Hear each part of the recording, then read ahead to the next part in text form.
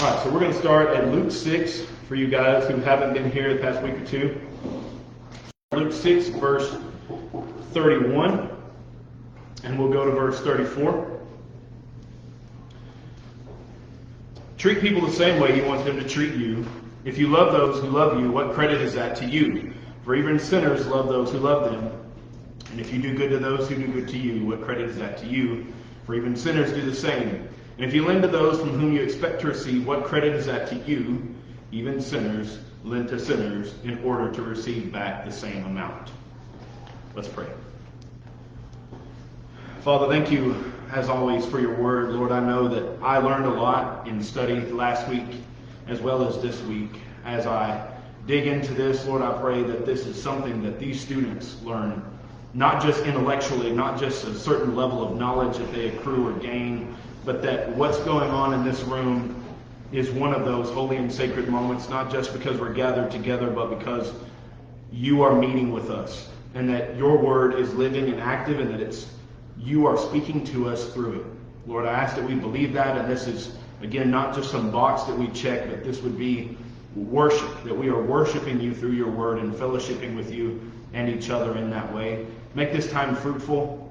Lord, reveal areas where we don't love you the way we ought to, and areas where we don't love other people the way that we ought to, as we include love and what that looks like tonight. Thank you for your goodness, and thank you for your Son. In Jesus' name I pray. Amen. All right, so let me start out by saying I'm going to flip to a couple of places tonight, maybe a little uncharacteristic of me. I'm going to flip to a couple of places that are different. So we'll do a little Bible drill, but that'll be no problem. You can follow along. Remember, we've got ice cream back there if you want it. Feel free to get up and dig in. All right. She's got dry ice right there if you decide you want to stick it in there and be a hero. Okay, so at root, things that we love. Let's talk about this. I called it the redeeming power of love. At root, we love things because they offer 5 fundamental things to us. Okay, I'm going to say that again to make sure you understand it, because I know some of you are distracted with ice cream. At root, we love things because they offer at least one of 5 different things to us. I talked with the adult Bible study that I taught on Monday about this same topic. They offer 5 things to us. Okay, if you're writing notes down, here they are. Chances are, if you love something in your life, it offers at least one of these 5 things. Number 1, value. Number 1, value. They give us a sense of self-worth. Now think about your relationships. That's the easiest way to go about this. Think about relationships that you have with people. Chances are, if you don't think that they benefit your self-worth, you probably are not friends with them. Or, put it like this, if they're tearing you down and not building you up, you're probably not going to stay friends with them very long, right? Right? Now, how many of us, let's be honest, I'm sure there's plenty of y'all, probably had issues in the past, maybe you're dealing with that now, where you have friends that are not really building you up. They're not really benefiting you. They're detracting from the overall value of your life, right? Yes, no? Okay, so, and how many of you guys would be honest enough to say that we've been that person, where I've been a bad influence on the people in my life? I've negatively harmed them in some way, and I've overall taken away from the quality of their life. That's value, number 1. Number 2 is satisfaction. They satisfy us, our need to be fulfilled. Okay? Chances are high, actually, that if you have a friend or any relationship that you keep voluntarily, I'm not talking about your mom or your daddy that you can't control. I'm talking about your friends. Chances are that they satisfy your need to be fulfilled. They offer something beneficial to you. How many of you guys have friends that you're like, they are an absolute stain of humanity on my life, and they absolutely bring no positive benefit to me at all? Newsflash, if that's actually true, today needs to be the last day you're friends with that person. Because friendships are supposed to be mutual. We talked about this in science this year, mutualism, where both organisms benefit. Right, students? Right, Cooper? No, you're always drawing yourself and everything else. Yeah. That's true. Caleb, you were asleep, but you know what? This is church, and your sins are remitted, my brother. So yeah, exactly. We don't have to talk about what y'all are doing in the places you shouldn't have been, in ways you shouldn't be doing. So here's the thing. They bring some level of satisfaction. If all they do is bring pain to your life, you probably don't want to be around them, and you probably don't believe they love you, and vice versa. You probably don't love them very much. Number 3, beauty. We are attracted to beauty. And I'm not just talking about like a beautiful woman or a handsome man. I'm not talking about that. I'm talking about beauty that catches your eye and makes you captivated, enthralled by something that you find beautiful. Like a beautiful sunset. Like a beautiful work of art. Like a painting. Something that we know. Like you don't have to explain it. If I see Avery watching like a beautiful sunset and I walk up and I go, Avery, what are you staring at? Well, if she has to explain it, then it's really not that amazing and powerful, is it? She shouldn't have to explain the sun, Taylor. The sun. It's beautiful. Sunset. Sunrise. Okay? This week we had a new niece that was born a couple of days ago. Nobody has to say, wow, what are you guys so excited about, Mom and Dad? You just had a new baby. What's all the hubbub about? We had a new baby. A new child was successfully born into this life, into this world. We have a new child. That's something to celebrate, right? The beauty of it. Thought it was time to change classes. So, the beauty of that transformed sort of moment because of what's occurring. And then number 4 would be worthiness. We think they are deserving of our affections. Worthiness. Chances are we like something or we love something not just because it brings value, satisfaction, or beauty, but also worthiness to our life. They think that we believe that they are worth our time, or we believe that thing is worth our time. I don't care if that's Xbox. I don't care if that's working on cars, or if that's playing, video games, or spending time with your friends, or doing drugs, whatever it is that you think is worth your time. We all have something we believe is worth our time. Yes, every one of us. And if you don't know how to put your finger on it, let me help you. Whatever you spend most of your time doing, you probably think that's worth most of your time, right? Because we spend time the way that we spend money. We give it to what we think is worthy of our time and what we think is worthy of our money, right? Number 5, last one, safety. We love things because they make us feel safe. We love things because they make us feel safe. They make us feel free from need or want or abuse. They allow us to feel safe. They allow us to feel protected. How many of you guys have friendships? And I need you to think, quit being an insecure teenager for a second and think with your head and your heart here. How many of you guys have relationships with people? Friends, let's just say friends. You have friendships with people, and because of that existing friendship in hard times, you can run to them knowing that they're a safety blanket for you, that they can catch you when you're falling, when you're free falling, when life is going to pieces. I hope you at least have one friend like that. Hope you at least have one person that makes you feel safe. It doesn't have to be a friend. It could be a boyfriend or girlfriend. It could be a relative. It could be all kinds of relationships. But at least one person where you go, man, because I have that relationship, I know that the sea is not going to be so rocky. The sea is not going to be so choppy, and I'm going to be able to get through this. Right? So far, thumbs up if you're good so far. You with me? Okay.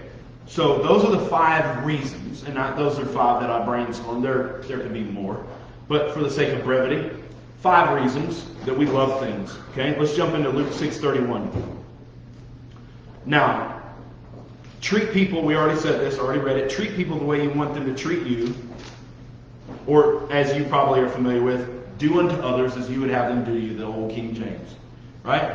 Now, a couple of things. This is the golden rule. I said it. I went back and watched myself this morning from last week. That was cringy. But one of the things that I figured out is we got right about to this point when we stopped. So I'm trying to figure out where we left off. So the golden rule.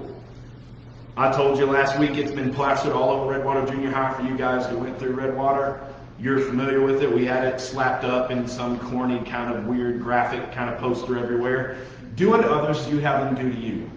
Do you know that it's true? I'm sorry if I'm repeating myself. Do you know that it's true that there are no religions except Christianity where you are told to do positively to other people what you want them positively to do to you? In other words, the way they say it is stuff like, well, do not do Islam, for example, Muslims. In the Quran, it says, do not do to other people what you don't want them to do to you. Confucius and a lot of those Eastern philosophers and Taoism and things, they tell you, don't do this because bad karma will come back on you. Right, we talked about karma the other day, right? So, don't do this because you don't want that to happen. Now, I'm going to argue to you that that's not love, and I'm going to argue that what Jesus says is much higher than that. What Jesus is calling us to do, to love other people, to do to other people what we want them to do to us, much higher. Okay? Last week, for you guys who were here, and I know quite a few of you guys weren't, so let me kind of rehash this. It seems like everybody was here last week except for a couple is gone this week, and we've replaced them with a new group of people. So, we went through this, Len. I remember your face on some of this, so I know you're with me on this. We talked about how your parents or your guardians discipline you, right, Coop? We talked about your parents oftentimes discipline you in certain ways, but the problem is it teaches you to fear doing that same behavior, but it doesn't teach you to love doing the right behavior, right? Like if let's just use something absurd, okay? That way it'll get your attention. Let's say I go into the corner of the living room, Keaton's watching TV, and I decide to pee in the corner of the living room like a small puppy. Okay? Yeah. So she may take me and like grab me by the back of the bald head and rub my nose in it, and she may say, "Don't do that anymore. You know, shame, get in the kennel, whatever." Right? She may put a shock collar on me, or beat me with sticks, or whatever she decides to do. Okay? But the trouble is, and now think honestly here. The trouble is, just because I know that I'm going to get my nose rubbed in the pee the next time I do it, doesn't mean I'm going to want to not do it again. I just don't want to get the punishment. Right? I just don't want to be mistreated. I don't want to have the negative consequence. Right? So I think that makes sense. So the golden rule, the first time someone ever said that our goal is to treat other people as well as we would want them to treat us. That's what Jesus didn't say, but that's what Jesus meant. You listening? He's not just saying do good to other people. He's saying treat them so well that if you were them, you would be okay with how you were treating you. Right? Now, you don't have to flip here. You can if you want. Matthew 22, 34 through 40. Let me read it for you. But when the Pharisees heard that Jesus had silenced the Sadducees, they gathered together, and one of them, a lawyer, asked him a question, testing him, "Teacher, which is the great commandment of the law?" And he said to him, "You shall love the Lord your God with all your heart, with all your soul, and with all your mind." Mark says, with all your strength also. This is the great and foremost commandment. The second is like it. You shall love your neighbor as yourself. Upon these two commandments hang the whole law and the prophets. Heard that before? I referenced it last week. Didn't really talk about it last week.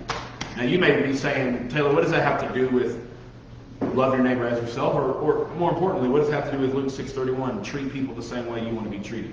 Everything. That's my answer. It has everything to do with it. The only way that you're ever going to love people is if you love them in light of the love that God has shown you, and you love Him first. Right? So it works like this. We love God. Then we love our neighbor as ourselves. Then we do to our neighbor what we would have them do to us. It's a chain reaction. Okay? Leviticus 19:18. We wrote this down last week. This is where we get the second greatest commandment in Matthew 22:39. Love your neighbor as yourself. Heard that before? Love your neighbor as yourself. So Jesus in two different occasions says, love your neighbor as yourself and treat your neighbor as yourself. Did I say this last week? Nowhere in the Bible are we commanded to love ourselves. We're commanded to love other people, and we're commanded to love God primarily, and then love other people. But it's assumed that we already love ourselves. I don't know about you, but, well, let me make an old reference that probably none of y'all get, but I'll try anyway. Anybody watch Terrell Owens back in the NFL, wide receiver he played?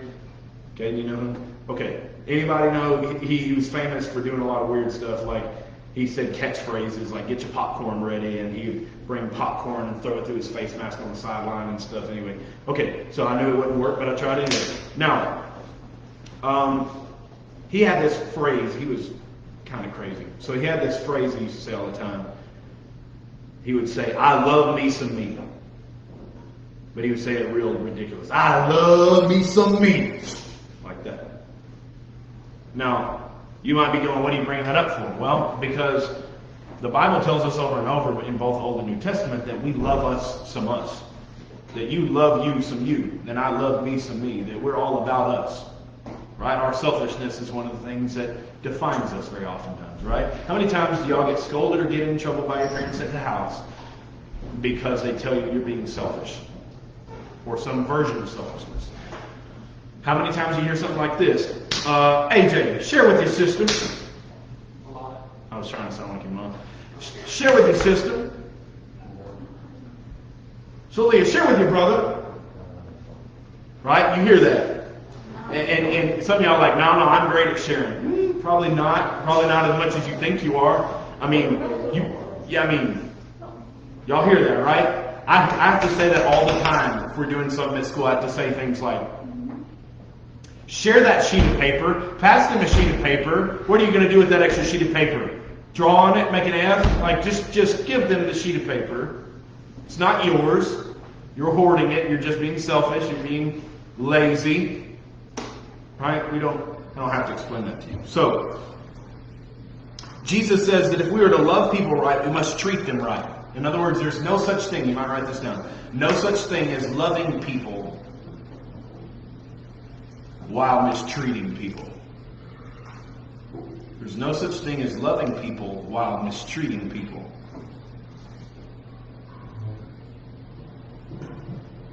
No such thing as loving people while mistreating people. If we love our neighbors as ourselves, we will treat our neighbors as ourselves.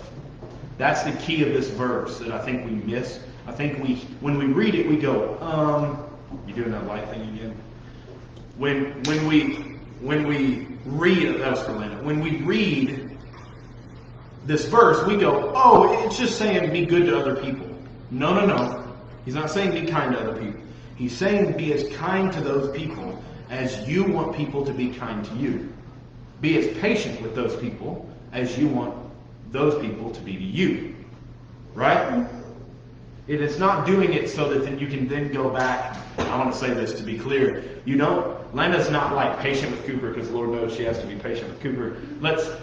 She's not patient with Cooper and then she says, okay, I'm trying to put this into practice. I'm trying to follow what Jesus said. I'm going to be patient. Cooper's getting on my nerves. Let me be patient. Let me treat him as I want him to treat me. And then 30 minutes later, she loses her cool and goes, Cooper, dadgummit, you were supposed to be patient with me because I was patient with you.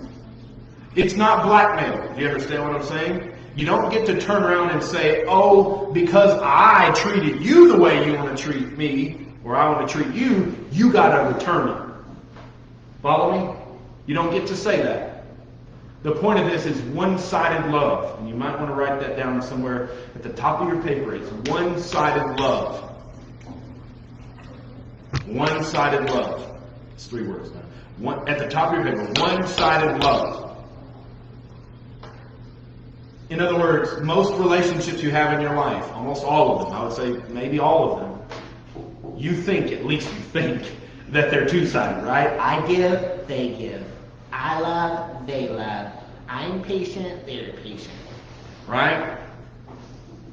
I'm kind, they're kind. Like, you say things like, I love them, they love me. We're a happy family. like there's this notion, am I wrong? I know I'm crazy, but am I wrong? We have this idea in our heads that everyone is supposed to give us respect. How many times y'all say that? Oh, I saw in the movies just the other day. I I'm fine with giving respect as long as I get respect. I'm fine with being patient as long as people are patient with me. I'm fine with being kind to people as long as they're kind to me. Do unto others as you'd have them do unto you. Yeah. Yeah, but that's a two-sided street. No, it's not. It's a one-way street that you get to walk down regardless of how they treat you. That's hard. It's very hard. But let me remind you, that's exactly what Jesus did all through the Gospels. Right? That's exactly how he loved you when you were unlovely. It's exactly how he loved you when you were dead in your trespasses and sins, apart from salvation in him. Good. Yeah, I try to bring it back in the past. Gotcha. Let me remind you, you're a mammal, not a fish. Okay, so notice that Jesus does not say that we need to not do to others what we don't want them to do to us. Okay, so listen, refocus. Okay, y'all are in La La Land. He's not saying that we don't do to other people what we don't want them to do to us. That's other religions. That's not the gospel. In the gospel, in the Sermon on the Mount here, we're commanded to love people in the best possible way that we would ever want to be loved in return.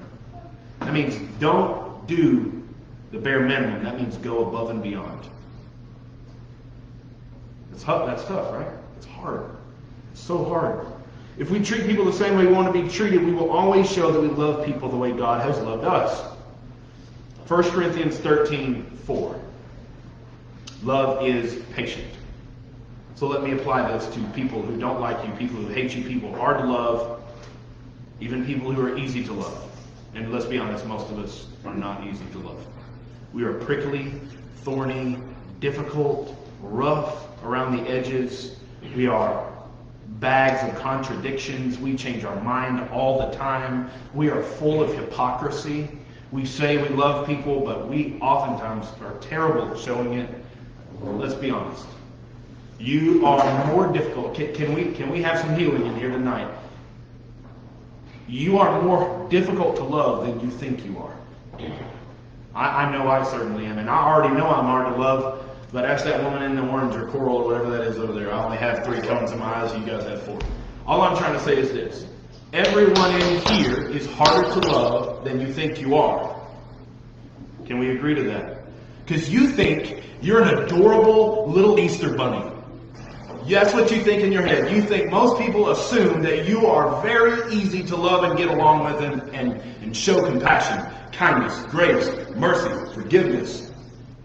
Truth is, well, bring your parents to the door at the end and we'll have a talk about it in front of you.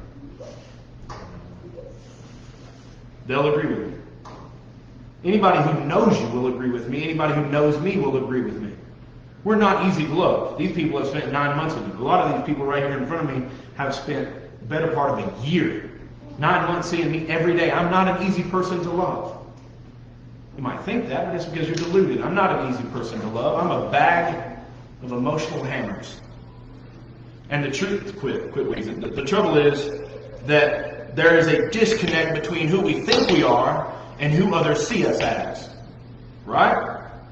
Now, love is kind. 1 Corinthians 3, 4, and 5. Love is kind. Think about the people that it's the hardest to be kind to. Those are the people you've been called to be kind to. It's not jealous. Yeah, jealousy doesn't come from love. Now,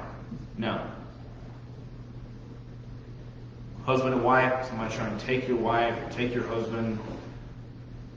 That's different. That's not what I'm talking about. I'm talking about the fact that we feel jealous. You girls over there, we feel jealous all the time when one of our friends starts talking to one of our other friends a little too much and they start talking to us a little bit less. And then we get the J word. Because the green-eyed monster. Because we're not loving them for what's best for them. We're loving them for what they can do for us. Yeah? I know it hurts, but it's true. If you're going to love people the way Jesus called you to love them, then your love must not be conditioned upon how they make you feel. Now, Lord have mercy, that's hard. So hard. People make me feel, I told y'all a story last week. I passed that Domino's 4-way again today, and I was like, I'm not doing it, Lord help me. I actually went a different way. I actually went through the light up there at McKnight so that I could avoid that area so I didn't have that happen. Y'all missed it, but basically I lost my salvation at a 4-way because I got angry at some guy who started doing like this to me, and I almost got out and fought him and got arrested. So, yeah, we're not going to revisit all that darkness. All I'm trying to say is this, is that, yeah, thank you. Whoever said that, thank you. I appreciate you. Sanctification is hard and it's slow. Now, my point that I'm trying to illustrate to you is this. If we're going to be patient and we're going to love people in a kind way, we're going to have to do it at our own expense. Right?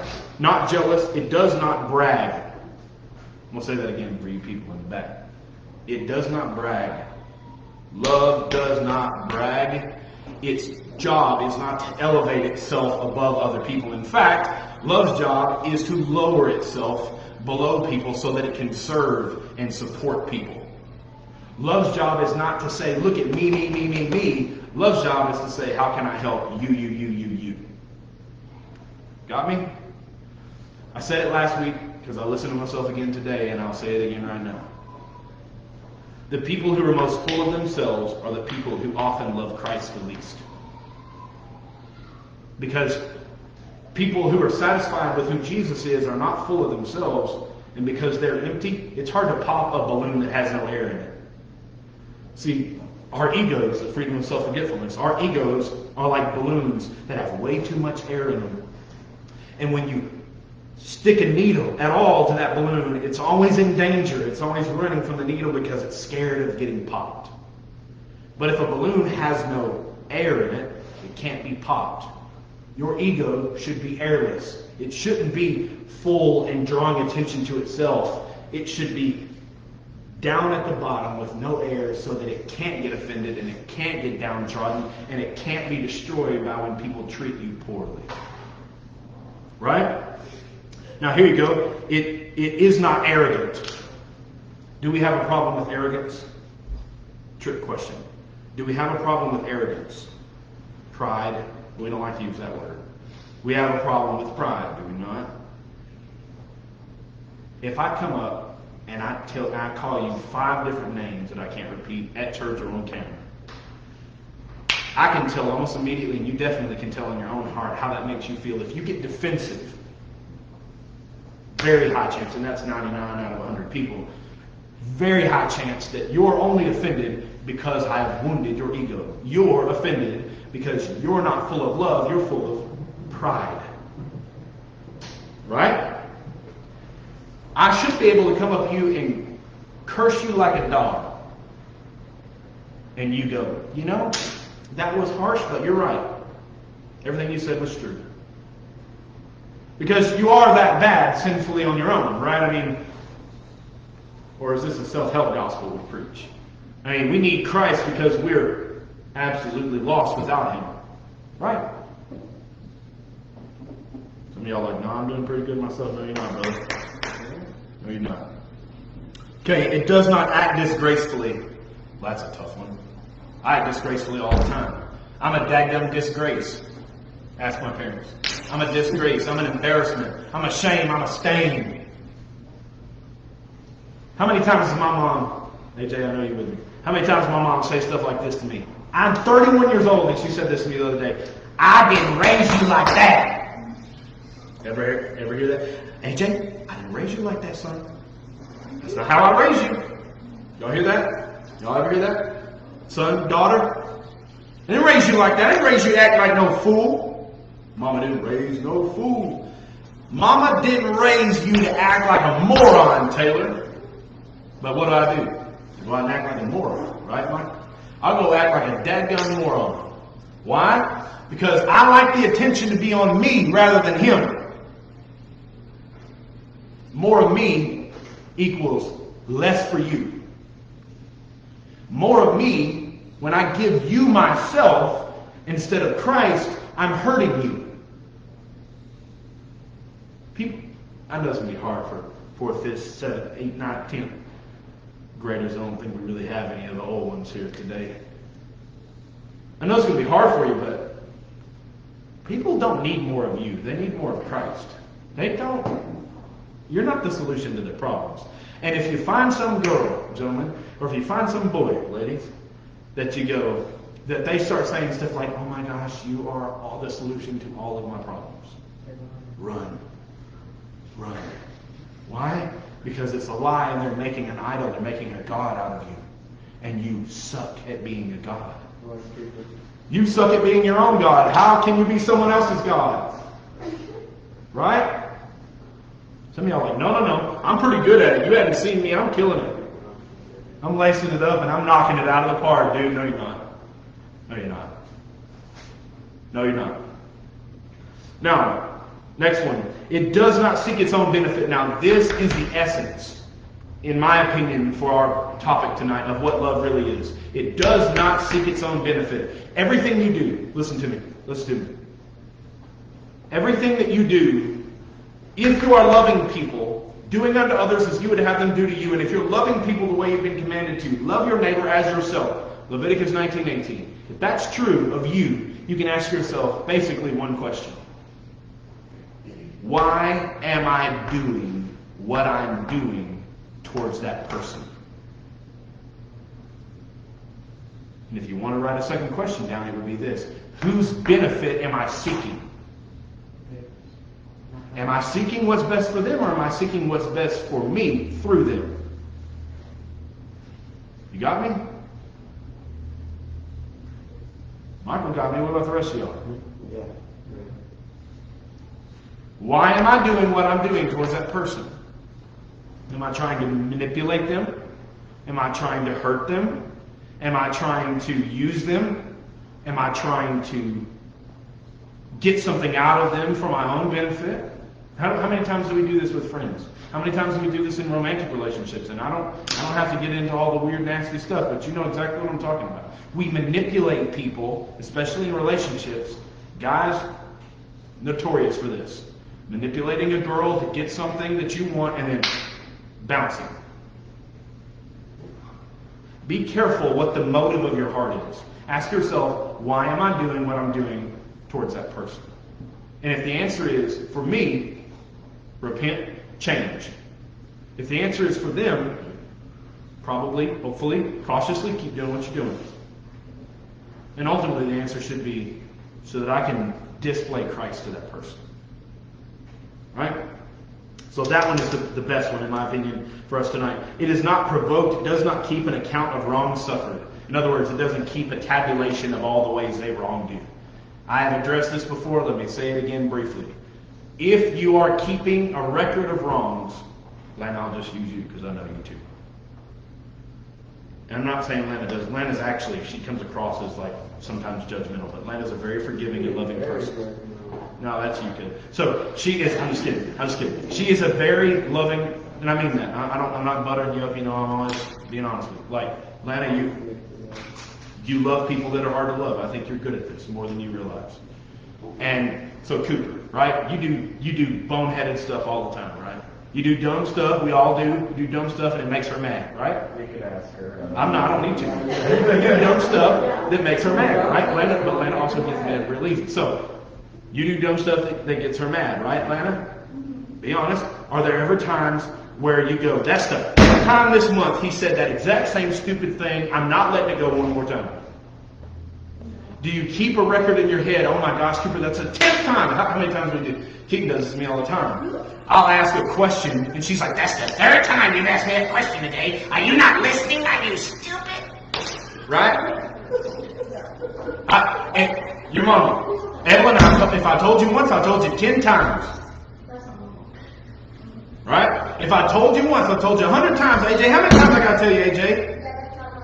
Does this sound familiar? Some of y'all are like, yeah, you've been at my house. So, we all know what this is like, right? We all understand that we oftentimes don't love people well because we're keeping a record of sins in our head. We're keeping a record of what they do wrong in our heads. And the next time, and ladies, I'm not being sexist, but y'all are the worst at this. Y'all are the worst at this. Hear me out. The worst, everyone does it, but ladies do it a lot. Like, they just bring up like, you said that? I remember when you said that 12 years ago. We were children when I said that last time. Doesn't matter. I remember. Right? You said that, and I told you never to say that again. And it's been 12 years, 147 days, 6 hours, 5 minutes, and 12 seconds since you said it. But I remember when you said it last time. But yet we read over and over that the gospel is all about how Jesus, in his death, burial, and resurrection, has cast our sin as far as the east is from the west. And that he's thrown it into the sea of forgetfulness, and that he doesn't bring that up anymore. That Jesus, hey, listen, look at me. If you're truly a Christian here tonight, when was the last time, and I hope if it hasn't been in a while, I hope it's now. When was the last time that you thanked him for the fact that he doesn't constantly bring up all of your sins and your failures and throw them in your face? He died for them. He knows them better than you. He knows them better than your mama. He knows them better than your spouse, your friend, your boyfriend, girlfriend. He knows them better than the devil who accuses you. He knows them all, and he never once brings them up and throws them in your face because he has redeemed them. He has paid for them. If you're going to love people like Jesus, you've got to stop throwing the old stuff in their face. Forgive them 70 times 7. Any of y'all struggle with that? Keaton's good at this because she can't remember what she had for lunch today. So she forgets it. She's like, I don't remember nothing that happened yesterday. I don't remember what you said. I don't remember what we ate. I don't remember who I am. Like, hey, but me, I got that steel trap memory. And I bring stuff up all the time that I shouldn't bring up because I'm not loving her the way that I ought to. I'm loving her in a way that makes me feel vindicated, that makes me feel validated, makes me feel like I have the right to lord something over her. I don't. I'm not her God. I'm not her judge. I don't get to say what happens to her. Thank God for her. Thank God I'm not my own judge. Right? Because your worst enemy is the person who looks you in the mirror every day, right? Right? Blame other people all you want, but you're your biggest problem. No. It does not rejoice in unrighteousness. We talked about this small group last night. It does not rejoice in unrighteousness, meaning that it doesn't celebrate wickedness. It doesn't celebrate sin. Listen to me. Listen. Listen, Linda. Saw her this morning in Walmart. She didn't recognize me because my hair was bald. And I didn't say anything. I walked right past her. Now, my point is, that's just for you Redwater folks. My point is, Jonah, you all right? Okay. It's very hot. I know, look at me. You see all this? So, my point is this. Now, listen to me carefully. It does not rejoice in unrighteousness. If you have a friend that is leading you into sin, they are not loving you, period. And if you have a friend who you are leading into sin, you are not loving them, period. Point blank, period. I don't care if it's your family, your romantic relationships, your friends, what other kind of relationships you have, it doesn't matter. If you're leading them into sin, our actions, I could give 1,000 examples on this, but your actions, the way you talk to people, if your language is coarse and crude and violates Ephesians 4:29, where it talks about unwholesome talk coming out of our mouth, if it violates Philippians 4, where it tells us that we should think on the good things, if you're talking in a nasty, inappropriate, hateful, slanderous way with other people through your mouth, that's the easiest way we do this, you're not loving that person. If you're engaging in gossip with people, you're not loving that person. And you're not loving the person you're gossiping about. If you're engaging in discussion that's inappropriate on some level, however it is, that's not loving that person. If you're tempting them, you're not loving that person. It says it does not rejoice in unrighteousness, but rejoices with the truth. The truth ultimately is Christ. He said, I'm the way, the truth, and the life. No man comes to the Father except through me. So you should be pointing your friends towards Christ, not dragging them away from Him. You high schoolers, and almost everybody in this room is going to be a high schooler here, and that's terrifying. 1 month. So, Michael, you're one of the older kids in the group. How many times have you seen people drag people off into bad situations, into temptation, into sin? And they say, I'm your friend, I'm here for you. And they're destroying them by the influence that they're pulling. You've seen that, right? Every high school kid has seen that. We all know that. You've seen it. I mean, we all have seen it. And you guys have seen it too. It's just, it's harder to spot at junior high level. But at high school level, you can see it. You can see birds of a feather flock together. And lots of people lose their lives every day because of the friends they hang with. Happens all the time, does it not? I don't want that to be you. I don't want you to be in jail one day because your friends led you down a path of sin. You might want to write this down. If you're not pushing your friends towards Christ, you're dragging them away. If you're not pushing your friends towards Christ, you're dragging them away.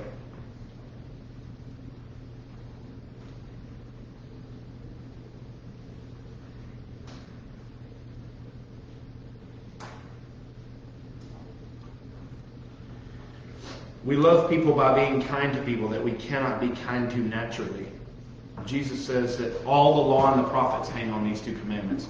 Love the Lord your God with all your heart, soul, mind, and strength, and love your neighbor as yourself. There are 613 commandments in the Old Testament.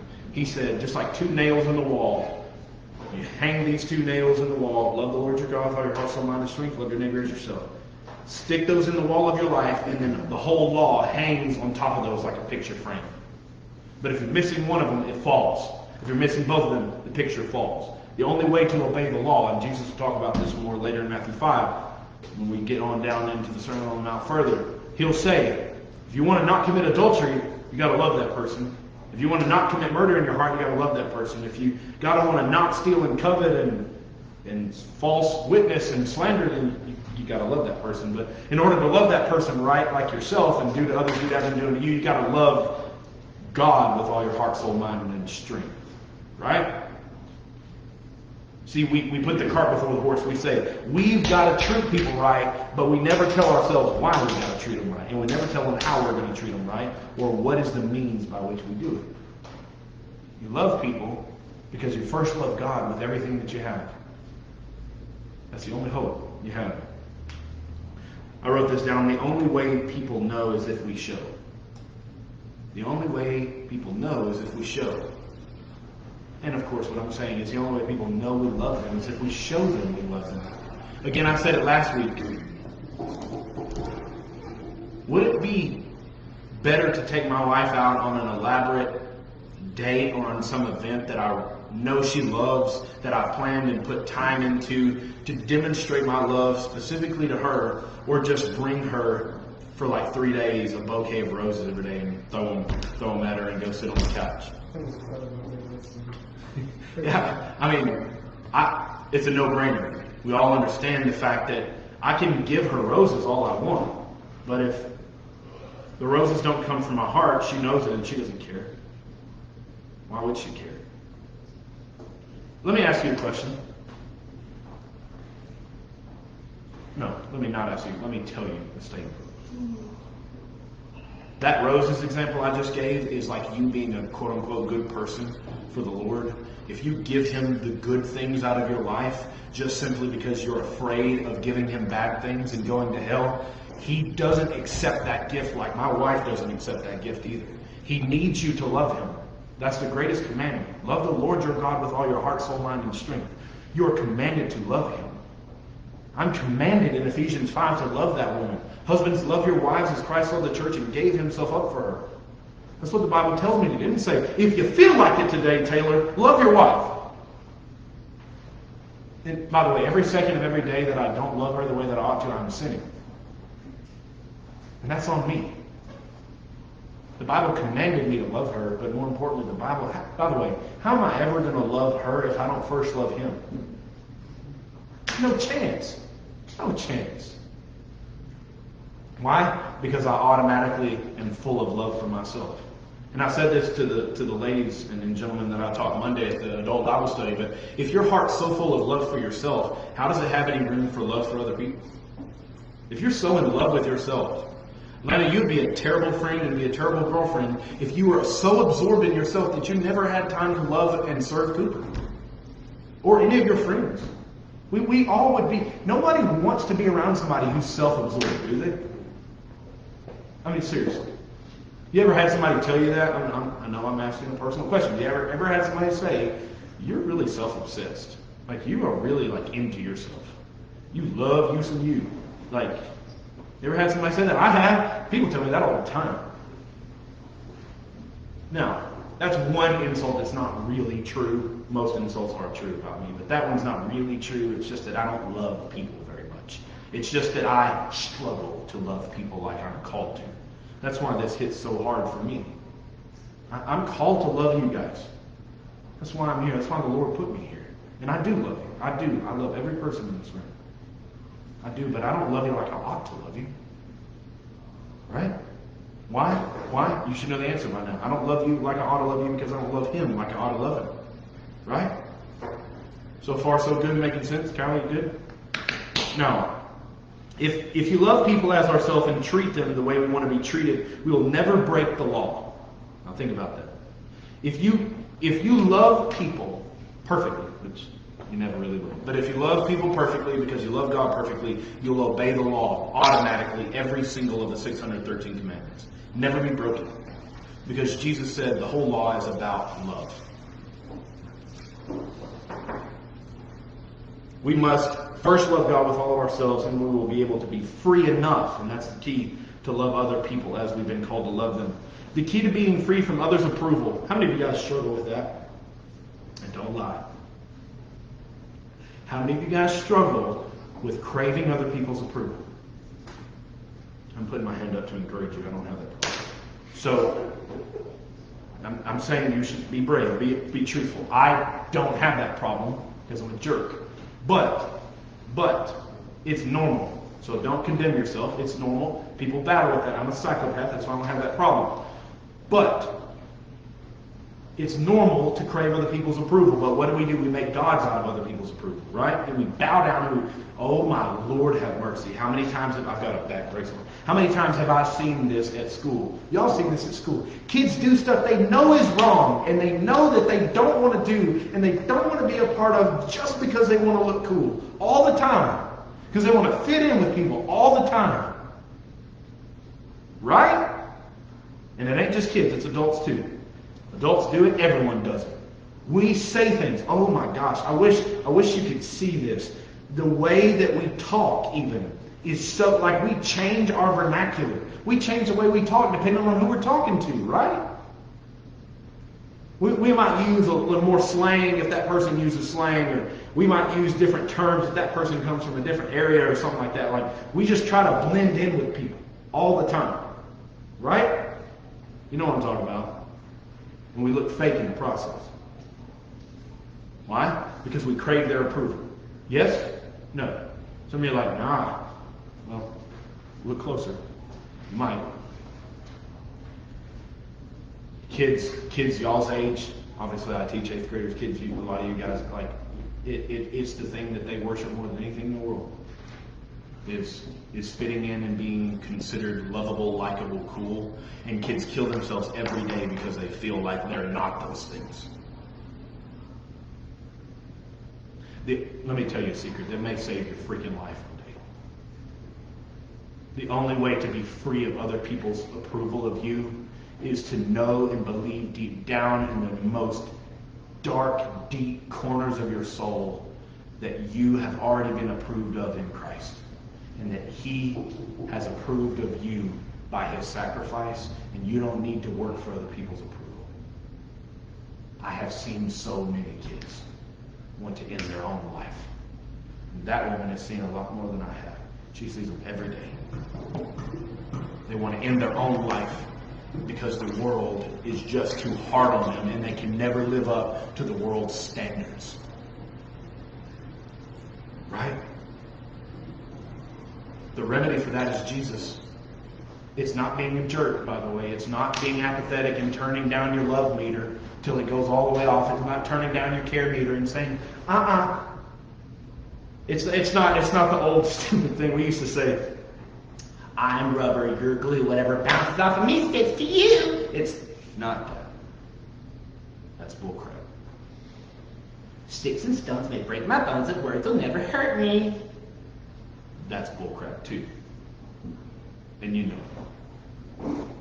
Words do hurt, and people's disapproval does hurt. But the only way that you will ever be free from that, and I hope you hear, if you don't hear anything else I'm saying, I hope you hear this. It could save your life. The only way you'll ever be free from that is if you know that Christ has already cherished you and approved of you because of his sacrifice, and that the only person whose approval you actually need, you already have it, and you don't have to work for it. Do I want my wife to approve? Do I want to go home and ask my wife, hey, how was the lesson tonight? And her say, that was fantastic. The best one you ever heard? Yes, I do. And when she craps on me, as she often does about it, it hurts my feelings. But you know what? I get over it. And you know why I get over it? Because I know that I've already got the approval of the only one who matters. And I want her approval, but I don't need her approval. I don't even need my own approval. Because there's tons of stuff that I'm going to do wrong. There's tons of stuff I said tonight. There's tons of words I go back and watch this and go, you shouldn't have said that to 15, 14-year-old kids. You jackknow. Why'd you say that? You monster? But you know what? I'm not condemned because I already have the approval of the one that matters. Some of y'all need that more than the next breath. You need to believe that more than your next breath. You need to be free in Christ because some of you are chained to people's approval. And you don't see them, but you carry them around, and you can hear the clanking and the dragging of the chains everywhere you go. You can be free. If the Son sets you free, you're free indeed. Jesus says that if we stopped and understood that we must be willing to see that others are just as vulnerable as we are, we would love them in a way because we're all just hurt and broken and scared people.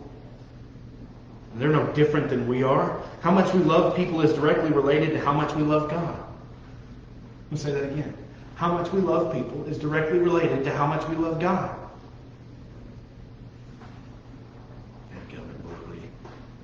She messaged me on here and said, where'd your hair go? So, how much we love people is directly related to how much we love God.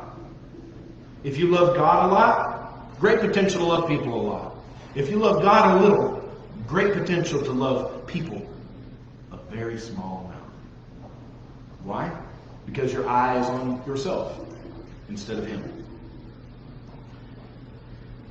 There is no greater freedom than in loving people in humility and self-sacrifice. It has been said that all the problems in the world, listen to this, we're only on page 3. It has been said all the problems in the world would disappear if we all simply made it our goal to do this command faithfully. If every person in this room, if every person in the world loved God with all their heart, soul, mind, and strength, and then loved each other as ourselves and do unto others as we'd have them do to us. Every sin, every strife, every problem, we'd put away all the nuclear weapons. All the prisons would be opened up and people would come out. All the violent crime in our streets would be gone immediately. Immediately. We wouldn't have to lock our doors at night because people wouldn't break in and steal. We wouldn't have to worry about all these passcodes at our bank accounts because cyber criminals take all our money and our identities. We wouldn't have to worry about rape and murder. We wouldn't have to worry about gang violence. We wouldn't have to worry about pick your poison. We wouldn't have to worry about any of it. Why? Because we'd be loving each other as ourselves and we would do to other people as we've been called to do. You ever thought about that? Why don't you start trying to make this place a lot more like heaven by loving God with all of you what you are and then loving other people as yourself? You can do that. I mean, it's going to be really hard. You're going to have to die to yourself every day, deny yourself and the love that you have, your obsession with yourself. Yeah.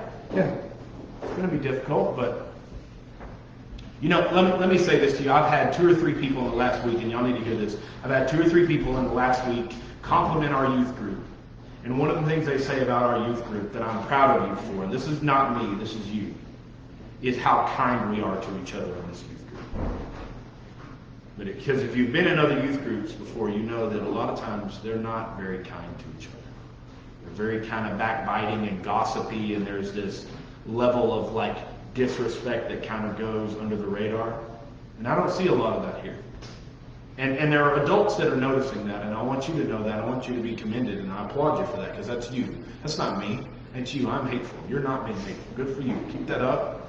People notice that, and people see you guys loving each other. And hey, guess what? That's making a difference with the adults that watch that. Keegan said it the other day. Somebody else said it. People that don't even sit in here are realizing hey, there's something different about those kids in that youth group. And you know what I would like to think is that these kids are trying to love each other as they want to be loved, and they are trying to do to others as they want to have it done to them. Right? And that's, again, thank you to you guys. Because if our faith is not put into action, as Tim talked about the other day, if our faith is not put into action, then how do people know we have it? If we want them to know, then we got to show it. Right? This requires we see the eternal goal of salvation. We got to have an eternal perspective on why we're doing what we're doing. When facing persecution, ask what your goal is. If your goal is about you, change your goal. Love other people for their own sake, not for yours. Love other people because they are valuable, not because you don't want to get in trouble for mistreating them. How many times do we see bullies stop bullying people because they either get beat up or they get in trouble and they don't want to get in trouble again? It's not because they love people. Right? Don't obey because of fear of punishment, but because you delight in doing good for other people's sake. Don't violate others because you're scared of the consequences. How many times do we do that? Oh, I don't want to go commit that crime. I was needing some money the other day, and I pulled up to the ATM, and I was like, $20, $40, $60, $80 in another amount. I thought, I need a lot more money than what I got in this account. If I took a crowbar and a little bit of elbow grease, I might could get something out of this ATM, or maybe I could drag that mug off behind me with a chain or something like these ghetto people do in the hood. We see this all the time, right? Maybe I could take that money and just smoke in the bandit. That won't make sense to you. Get up on out of here, right? But what stops us most of the time from doing the wrong things? Back to this again. What stops us from doing the wrong things is scared of getting caught. Right? We're scared of the consequences. That's not love. That's not loving other people. And it's certainly not loving God. Loving God says, I don't want to violate Him and His commandments, and I certainly don't want to violate other people. I don't, after this is over, I don't walk up to Lana and go, you know, Lana, I want to beat your face in. And then she says, because it's Lana, she says, well, go for it, bud. What's stopping you? And my answer shouldn't be, because I'll go to jail. My answer should be, because I love you and I don't want to violate your face. I don't want to destroy you. I don't want to beat you into oblivion. Right? Not for me, for her. I don't want to hurt Lana. It's not complicated, but we have this in our mind like, something's going to happen to me. You are a selfish son of a gun if that's the way you reason. I don't want to do that. That's a serial killer mentality. I don't want to do that because I don't want to get caught. No, you don't want to do that because you don't want to hurt that person. Because you want to love that person and serve that person. I want Lana's face kept intact so she's not in the hospital and she can go out and live her life according to what we're learning here and love other people. Did you laugh at that? Did you laugh at that comment? No. Someone did. Okay, and they will be found out. So here's the thing. Sorry, that was wild. Only when we love people for their sake will we love them at all. Listen to me. If you listen to me, Evelyn, hey, quit having third person embarrassment. If you love people for your sake, you don't love them at all. If I was you, I'd write that down. Yeah. If you love people for your sake, you don't love them at all. If you love people for your sake, you don't love them at all. I don't walk up to Lana, to use that same example, I don't walk up to Lana after service and go, you know, you're really lucky I didn't bash your face in. Like, I don't say that, and then when she goes, well, why would you do that? Or why did you not do that? I don't say, well, because I didn't want to get in trouble. She doesn't leave going, man, I love Taylor. He's such a kind person. Like, she goes, well, I guess self-preservation won again, and my face is okay because of that. Like, that's ridiculous. That's ridiculous. Like, nobody, but we do that. We just don't say it out loud. We don't do things because we're scared of what's going to happen to us. And that's insane. That's evil, is what it is. It's evil.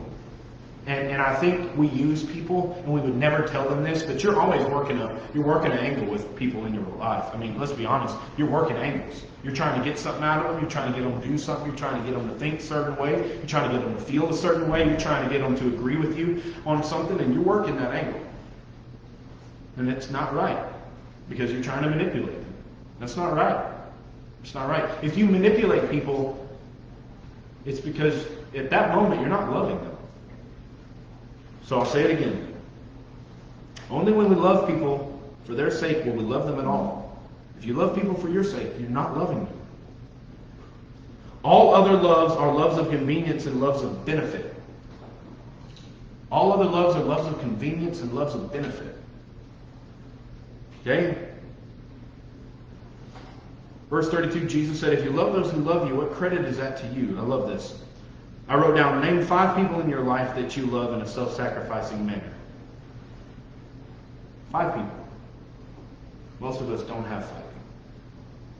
I don't think I have 5 people. Truth be told, most days, I don't even have one person. Truth be told, I'm far more interested in what I want and what I think is best for me. This is very simple, but it's also way harder than you think. Hey, what about this? I'll ask you this again. Do you have at least one person in your life that hates you? Some of y'all, you're like me, and you're like, it'd be easier to just ask who doesn't hate you. So do you have somebody in your life that hates you? Raise your hand if you have at least one person you think actually would read your obituary in the paper tomorrow and go, thank God. Oh, Lord, thank you for taking them to wherever they're going. Right? So, man, y'all some young folks to have some people hate you like that.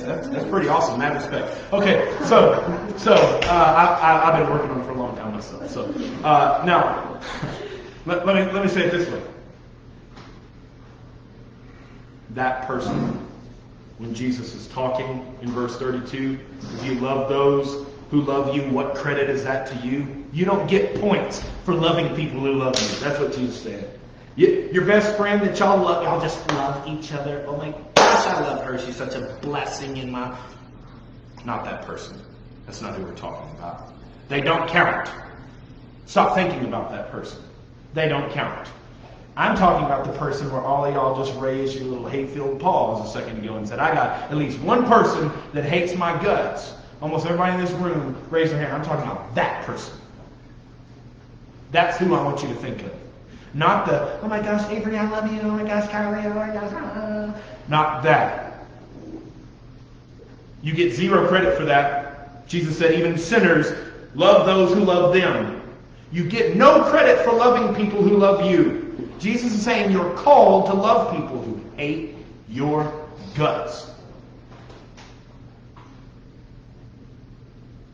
How you doing at that?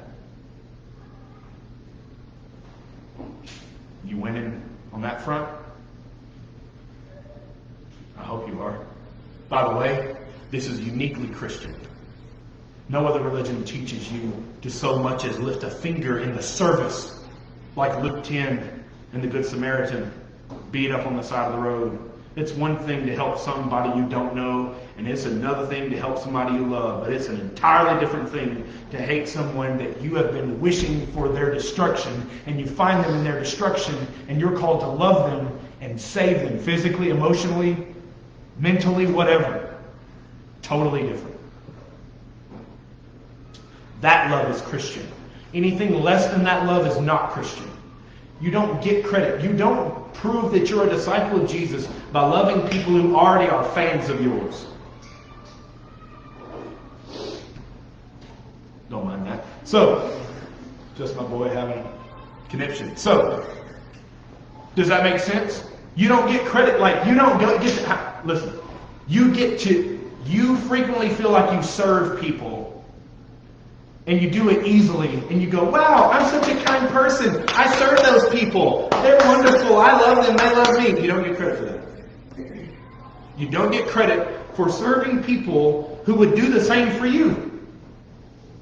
You get credit for serving people who might, as Jesus said earlier in this passage, slap you in the face and you have to turn the other cheek or take your cloak and take your tunic. Those people, that's who he's talking about. He's saying you've got to love the people that are going to then retaliate against you for your love with hatred. That's craziness. The only way we do that is by submitting to the Holy Spirit and by loving the Lord your God with all your heart, soul, mind, and strength.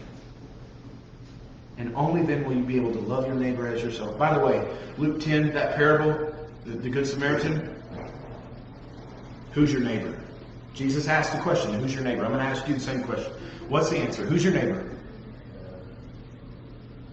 Not Mr. Rogers. Who's your neighbor? Won't you be my neighbor? Keaton is giving an incorrect answer at the back, just so everyone knows. She's saying everyone. Okay? And that's true in the hyper-spiritual sense. But what Jesus meant in Luke 10 with the parable of the Good Samaritan is the neighbor is someone close to you. Proximity-wise, near you. I have a Muslim neighbor. A whole family of Muslims. I sat in my driveway today and I thought, what am I doing to love those people? Do I even so much as pray for their salvation? Not most of the time. Do I ever, God forbid, knock on their door and say, hey, can we trade in your Quran for the Bible? Hey, can you submit to the Lord Jesus for salvation so you don't burn eternally because you have the false Jesus, you have the wrong view of who God is? Do I even ask them? Do I even ask them what they believe? No, I don't. I'm not loving them. I say, no, I love them. Yeah, no, you don't. Love is a verb. Remember, you might write that down. Love is a verb. Okay? A neighbor is somebody close to you in proximity. Let's write that down and then we're going to call it quits. A neighbor is someone close to you physically. A neighbor is someone close to you physically. What? Neighbor. N-E-I-G-H-B-O-R. Board. Hey, pipe down, dude. So, I hope we have a science teacher next year that wastes time like you do in this class. thanks, Caleb. I hope I have students who sleep in my class like you do, boss. So, let's, So we wasted whole classes listening to stories and playing games. you play games. Let me ask you before we seriously wrap it up. First of all, did you learn anything? Can you apply some of this to your life? Secondly, I've been saying this, I've been forgetting this. Please, before you walk out of here, snap that QR code. We haven't done this in weeks. Please, Lana, Brian, you do that. That's you too. Please snap that for me and fill that out. I don't care if you do it before you have to walk out, while I'm praying, whatever. Let me ask you something I don't do a lot. Is there anybody